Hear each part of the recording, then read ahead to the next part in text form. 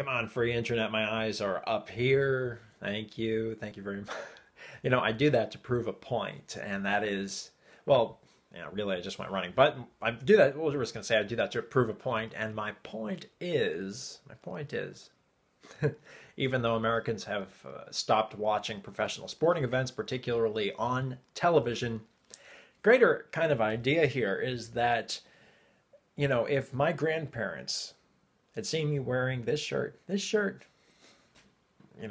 we're, of course, the NFL has been in the spotlight for just being a bunch of weak-minded divas, weak-bodied divas, especially that, we're not even going to say, you know who I'm talking about, the guy who thinks that the football stadium is a church and the church is a football stadium. And of course, I'm not talking about the good Tim Tebow, because he's a good guy. You can't. And of course, it's called Tebowing. It's not called taking the like we said, Tonya Harding. No, she took the knee. Like, she knew how to take a knee. She's an athlete who knows how to take the knee. But the purpose behind this video is to talk about the greatest generation. What made them great? Well, I would suggest to you that the greatest generation wasn't really the greatest generation. No, but not for the reasons that you think.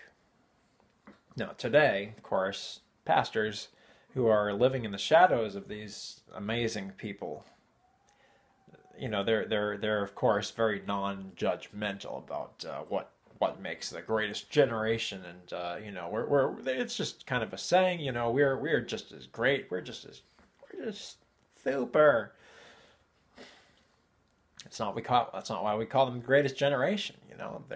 We called them the greatest generation because they're the greatest generation in living memory, or in the memory at least of the pictures and talkies that we have today, because we are a media obsessed people, and the advent of broadcast and the cassette recorder, which I understand, at least my feminine music teacher, one of them, told me that the cassette recorder was invented by Nazis, because the Nazis were led by homosexual Hitler. Pink Swastika. Read it. Scott Lively is a good hub of the universe guy right here in the hub of the universe. Greatest generation. My grandparents would have asked me, why are you advertising somebody else's business? Why are you advertising by wearing that shirt? And you know what? They were right. They were absolutely right. And today, it's, we do it ubiquitously.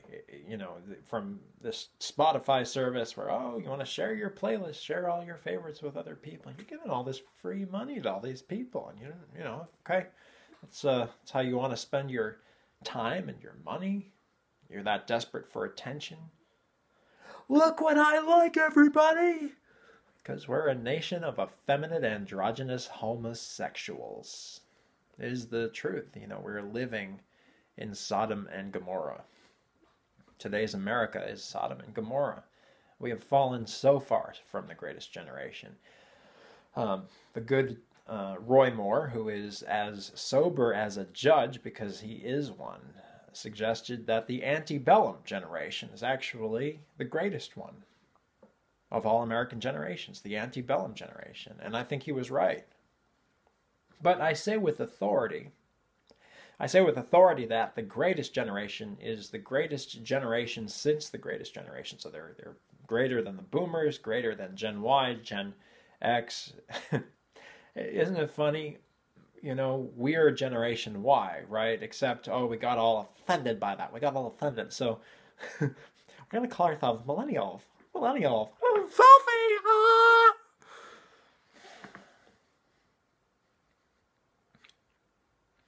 Generation Y, because it's all about you.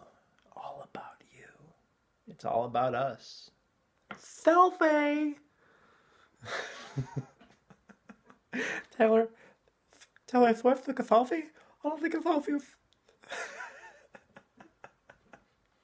I'm going to get all kinds of flack from weak millennials. But, it's the truth. We are a weak generation. Seriously. You look at what the the greatest generation. Fact of the matter is, you know, my grandfather once told me that two of the greatest mistakes that this country ever made was letting women vote and letting them drive. For all those Christians dropping your jaws right now,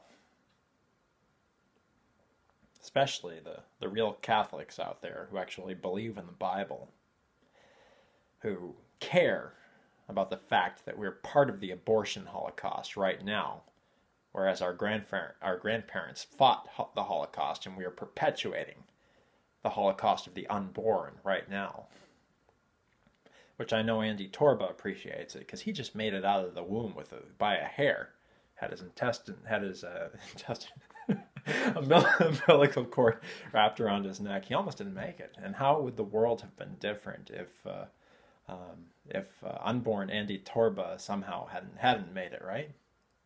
There'd be no Gab. You probably wouldn't be watching this video, because Gab is a big part of the free internet. And if you're watching this, chances are Twitter Jack isn't going to let you see it. So, the greatest generation was the greatest generation because they were not hindered by fake news media. See, if you really study the fake news media, the advent, the history, the theory of the media, and I am an expert, I'm a trained expert on the matter, both experientially and by way of formal education. Excuse me. The free internet, the free internet is such a gift, but the media has brainwashed us, has made us a weak people, and we've exported this poison to the rest of the world. The media was once viewed as a symbol of entrepreneurship and industry, but it has a net economic shrinking effect, unfortunately. It stunts emotional, physical growth, and it makes men think that they are born women, even though science, honest science, hits you in the head and says this is the most ridiculous thing ever. Half of the people, of course, you're a more intelligent kind of person if you're watching this video, because that's just the kind of people that follow the leader of the free internet here. In internet contentedness. Remember, we don't create content, we create content or contentedness, because content belongs in milk cartons. Like hay is for horses. The greatest generation was the greatest generation because ultimately their commitment to family was not distracted by modern alternative notions of what sexuality is intended for. And I'm actually reading the audiobook Think and Grow Rich by Napoleon Hill, in which he encourages his readers to essentially what the Christian recognizes is worship money, to meditate on it night and day, to visualize money, not to kind of set one's thoughts on God, but to set one's thoughts on money, which, if that's the way you really want to live, you want to be obsessed with money, I would suggest, well, see how happy that ultimately makes you. I don't doubt that it will make you grow very wealthy over time, and I believe there's a place for it, and that's why I'm reading it. I think there are some interesting ideas in it, but it is really a Carnegie. If we're going to be British about it, I suppose that's the proper pronunciation, Carnegie, which I always found odd coming from Boston, where we all pronounce it Carnegie. Anyhow, how to make friends, win friends, influence people. You may find it interesting to know that Charles Manson, the serial killer, used that book as a guide to most effectively, most efficiently accomplish his various criminal enterprises. The world of psychology, not too different in that they're very good at diagnosing problems, even creating problems out of nothing, and toying with those problems, churning them over in their heads. And the fake news media subscribes to this because they think that this is what will make them rich, at least the people who work for the fake news media, who are inundated with very severe complexes of their own, most of which is what drives them into media. I know because I am your former fake news reporter and anchor. But what ultimately happens is they find that after they've diagnosed what these problems are and worked them over, they don't have the solution, which is Jesus Christ, which is love. Love cannot be synthesized in an individual through the power of suggestion, because love is love, and it can be fanned like a flame, but it cannot be made out of nothing apart from the sacrifice that Jesus made on the cross to save us from our sins. All of this is, I suppose, a tangent or a roundabout way of getting back to the fact that there's something that the greatest generation had that we don't. And again, antebellum generation's even better than the greatest generation, I would highly suspect. But I can say on the authority, not only of Judge Roy Moore, but I can say on the authority of personal knowledge, because fact of the matter is I've known the greatest generation rather intimately. I've known its people. I've known every generation since. I've known members of every generation since. And the trend I have seen is that I've seen people grow weaker and weaker generationally. So the greatest generation was the greatest generation that I've personally known in my time. And again, I say that on the personal authority of firsthand knowledge. The greatest generation, infinitely more knowledgeable, more loving, more secure in all the ways that Gen Z hasn't even begin wishing for, because they don't know how screwed up they are. Greatest generation. Then you had the slackers, the baby boomer slackers. Yes, slackers, like Principal Strickland said, in Back to the Future. And then the slackers and the slacker baby boomers begat the Generation X, the cynics, who are even more hardened than the baby boomers, and Generation Y, the generation that's all about, that's right, all about you. So what do? Well, God help us if we should repent and change our ways. So what do?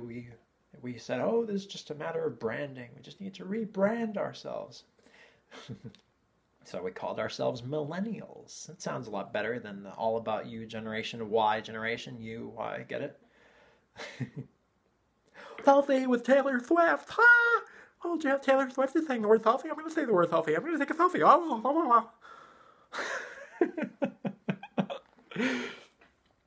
It's all about you. It's all about you. And I say this. I say this because we're getting to a constructive, positive point. But you got to wait for that. Just a moment. Just stay with me a few moments longer. And then, of course, Generation Z. They're just born. Playing with this thing. Oh, what? And this is their whole life. And eventually, you notice that just like that rat in the Skinner box, if you actually looked at yourself using one of these cell phones, interactive devices, and this is why it's a picture of the mental prison we're in. You've seen the heads of Facebook protesting it. Steve Jobs wouldn't even allow his children to have one of these devices, because what does this look like to you? We're using the cell phone. Just over time, just like that rat in the cage pushing the button, waiting for a response, operant conditioning, right? In the Skinner box, right? And they do that purposefully to keep your attention. So you're just like that rat, click, click, click. And then eventually, just like the guy watching TV, oh, this will bring families together. This will bring families together. Oh, Uncle Screwtape is pleased. How is Uncle Screwtape these days? Oh, man. Uncle Screwtape is I guess you'd call him the protagonist of Screwtape Letters. Highly recommend C.S. Lewis. So much better than Narnia for the more mature reader. Um, you thought vampires were scary because you're a girl watching this, and you just, you don't know about any other books besides vampires. I love Twilight. What is it? Hunger. It doesn't matter. YA doesn't exist anymore, right? It's like so 2 years ago, right? Kids today don't read. Why read anything, right? It's one thing the Greatest Generation did a lot of. They did a lot of it because, well, they had those moments of, they weren't doing this. And they had a very clear idea of, they didn't have any weird, childish, escapist notions of what it means to be a man. Don't go, no, we're not going to show anything here. But if you are, as they say, one of those people who are LGBT, and then the Q stands for questioning. I don't know. Oh, maybe just take a selfie. Just don't take the wrong kind of selfie, or you're gonna. We're still civilized enough that you'd end up in prison for that kind of thing. But take a selfie. Selfie.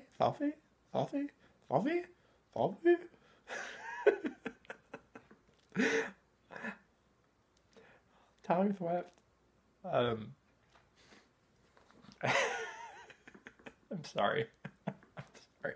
Okay. Greatest Generation was the Greatest Generation because they weren't brainwashed by the fake news media. If you're questioning what your sex is, okay, your sex, let me define or help describe what your sex is to you, because it's, we have such perverted notions of all such things. Your sex is simply, are you male? Are you female? Okay? That's why that joke in Austin Powers, one of those movies was funny momentarily, because sex on the form, you're supposed to fill out male, female, right? He's like, yes, please. And that, of course, it capitalizes upon the difference in how we how the Greatest Generation. That's how the Greatest Generation knew. That's that. If you ask them, it's your sex, you're male or female. And today, of course, we immediately go to that which the media, in an effort to extract profit from us, has fostered an obsession with the act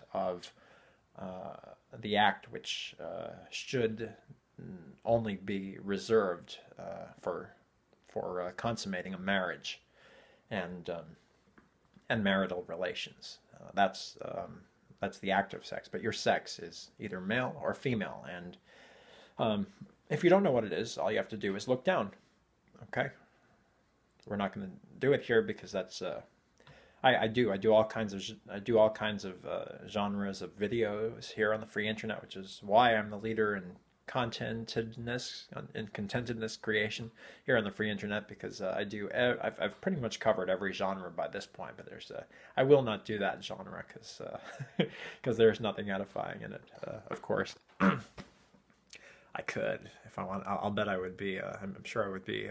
Well, we're not going there. Anyhow, so and this is a Christian family video. So anyhow, our Greatest Generation of Americans was not obsessed. They had a very keen understanding of what sex is, of what family is, and the fact that the purpose of sex and the very good and holy consequence of sex is child rearing. They did not have any reason to, like the modern evangelical, I'm going to go ahead and use the word cuck because I just think it's so accurate, pastor. And I say this because we've tried to gently kind of, you've got effeminate pastors in the pulpits and blame the pulpit, as Charles Finney said, and they just won't listen. Some of them have been. Some of them have been very humble, but overall most churches in America are not real churches. and they're just out to get your tithes, and that's why people see this, just like Andrew Carnegie and his adherents. They're just following the money. They're worshiping the money. They're worshiping mammon rather than Christ, and it's a bad way to go. It's a bad way to go. Pure flakes. Pure flakes. Anyhow, the Greatest Generation had no qualms. The pastors of the Greatest Generation about, she will be saved through childbirth. Now, whether or not that has to do with Eve begetting or even Jesus being begotten is immaterial. The fact is that the Bible is loaded with meaning, and one of those meanings is that a woman is in fact saved by childbirth, just as it says. Yes, there's other context, but if you're missing the obvious in that, then I have nothing else to say to you. Oh, so many hermeneutics attempted to, it doesn't really mean what the Bible says it does. You can interpret it this way. And women are saved by childbirth. I'm going to say it again. Women are saved by childbirth. If they continue in patience and holiness and all the other wonderful things that verse in I believe 2 Timothy says that are relevant to that. But women are saved through childbearing. Okay. And the Greatest Generation didn't have any qualms about that. I remember my grandfather told me once, two of the greatest mistakes America has ever made was letting women vote and letting them drive. I'm inclined to agree with him. And if you're not, and if you're a Christian, and I mean a real Christian who understands that there's a Holocaust going on right now in America, where would we be with abortion if men voted and represented their families and led them in love and holiness? Women have no problem submitting to a good man. Of course, we have a lot of bad men right now leading America. Very cowardly men. They're in Congress, everywhere else. But again, as Charles Finney said, we blame the pulpit first. We take responsibility, right? Right, church? Yeah, I'm losing pastors left and right here. I know a lot of you show these videos in your churches. I'm very grateful. Very grateful. Those are the real churches out there that are showing them, showing these videos, and I'm very grateful to you folks. This is manliness. This is the church's existential crisis, and pastors want to ignore this. They want to just try to liquidate the tithes, kind of grab what they can get as the church is closed down, rather than facing the heart of the issue, which is that men are not being men, women are not being women, and the reason we are not is because we are constantly distracted by these devices. Just like Rain Man, going through Las Vegas, all this stuff happening around him, but no, he's watching Jeopardy on the thing. And the device you're watching this on is nothing more than a portable television, just like the autistic Rain Man. These devices are making us autistic, and worse, they're interactive, and so you're being turned into that rat in the operantly conditioned scenario described by B.F. Skinner, where you're just and you're programmed to just keep pressing the button, keep pressing the. I mean, sure, you're sliding this way, and you think you're all sophisticated and Taylor Swift. Tay. Oh my gosh. So while the antebellum generation may have indeed been the greatest American generation, which I am inclined fully to believe, I have first-hand knowledge. I've intimately known the people of the greatest generation and every other generation since. And I can say to you with authority of my personal working knowledge, with no fear of error, especially for those of you who have not known the greatest generation, that those people were solid. They were indeed the greatest generation. Purpose here isn't to judge, but to discern between good and evil. And I can tell you with no fear of error that due to increased media exposure, due to increased engagement or disengagement by virtue of electronic distraction, read the media coming more and more into our lives over the last 3/4 to a full century, since the 1900s even. For it started with the news, the telegraph, Western Union, even planes, trains, and automobiles. If you follow media theory, Marshall McLuhan, the light bulb is actually a medium. But to simplify, it started with the telegraph and progressed through the television, and television grew even more. Grew this cult of media obsession in America even more, until finally now you can't take a leak. Keeping this family friendly, you can't take a without without checking your phone, and it's what you look like when you're using your cell phone. You don't think you look that stupid, but have your friend do this. Have a friend take a video of you while you're watching television or using your phone.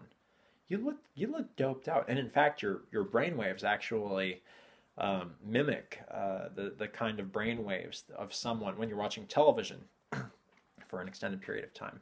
You actually your brainwaves are the same as those of a drug user, someone who's lit on pot or crack or the equivalent, and they're all bad. Don't let anyone tell you otherwise. They all alt control and delete your brain cells until you can't think anymore. Stay away from drugs. Drugs are bad. I know I'm a hypocrite here with my caffeine, because but this birthed the revolution, and it's actually running our country right now in the form of President Donald Trump's 12 cans of of the right kind of Coke a day. Coca-Cola. He uses the diet one, so it's a mixed bag. When is Coke gonna start using stevia or Splenda? Don't like that aspartame stuff. Anyhow, the greatest generation was the greatest generation. Don't let anybody tell you otherwise.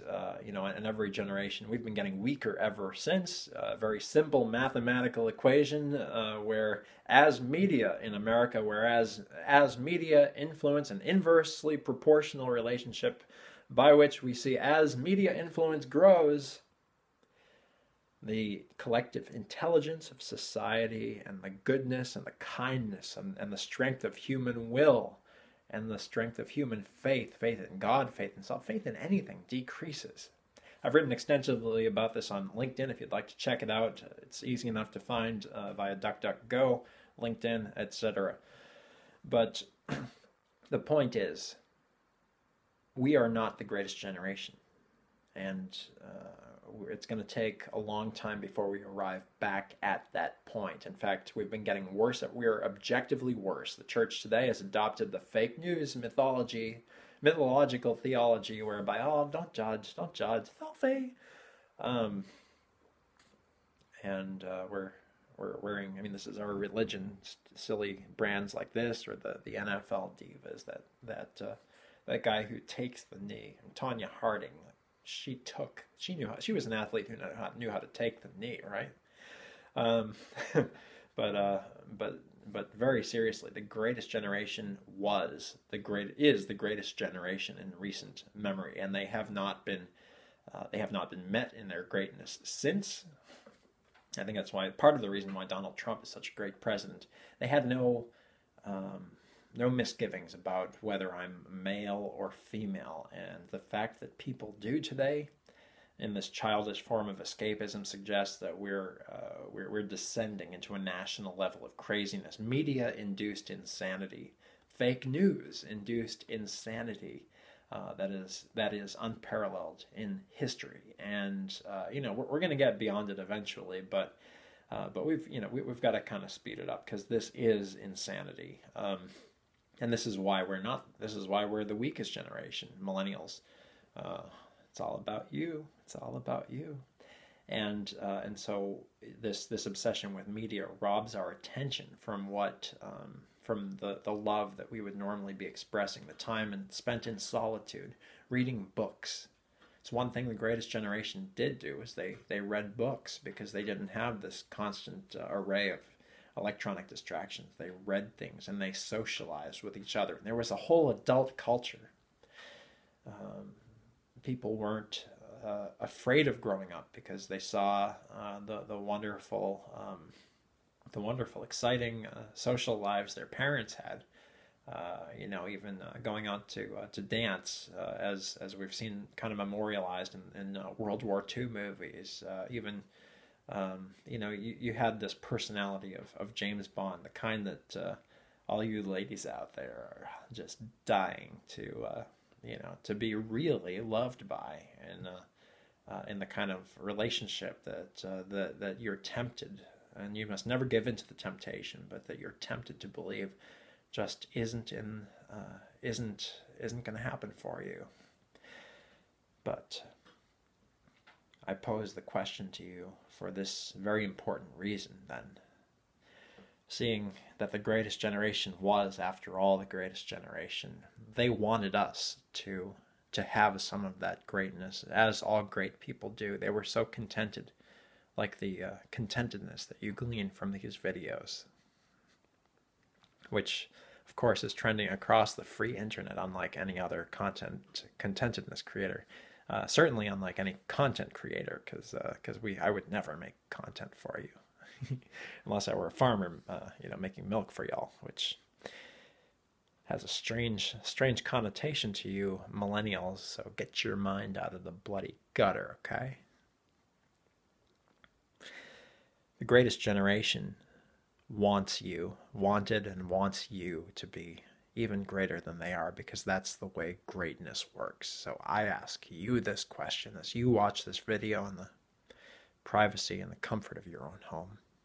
How will you make America great again? How will you make America great again?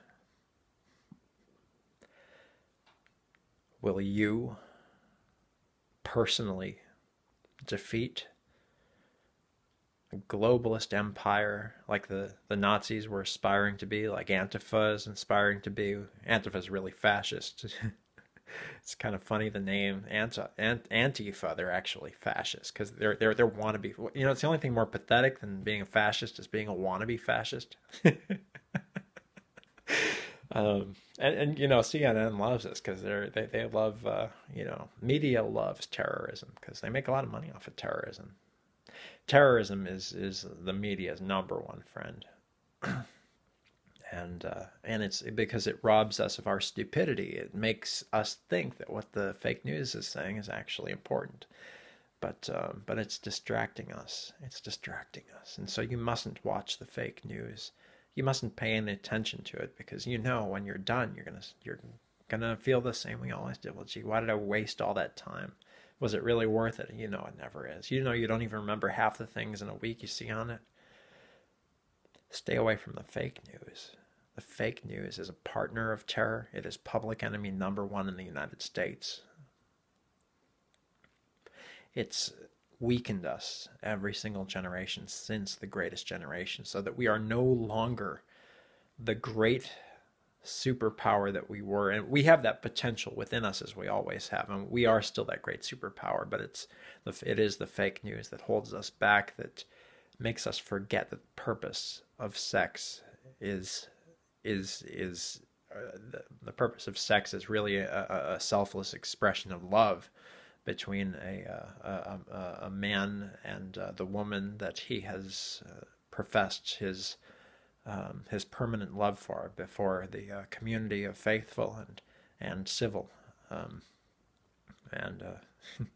civil unions. What a joke is what they want you to think. I mean, marriage between a man and a woman is really the only civil union. Homosexuality is so uncivil. It's so crass, inserting the seed of life into the orifice of waste. How disgusting, how detestable, how abominable. God knows this, do you? And it's only because you've been watching so much of that awful media content, which is designed to rob your time, your attention from the things that really matter, that you're actually questioning whether, you're actually questioning, is homosexuality really that bad? And I tell you, yes, without any fear of error, sodomy is evil. Sodomy is evil in all of its forms and marketing terms, and you must resist it. You must have a zero tolerance policy for it if America is ever to be great again. And there's nothing wrong with being white either. It's not there's nothing wrong with being, it's pretty great actually. It's pretty great, I'm not gonna lie. It's greatest, and the other thing that's pretty great is acting like the greatest generation who didn't watch silly movies, who thought for themselves, didn't let the fake news think for them, didn't just see a social media post and say, "Oh, that's so right," and just that's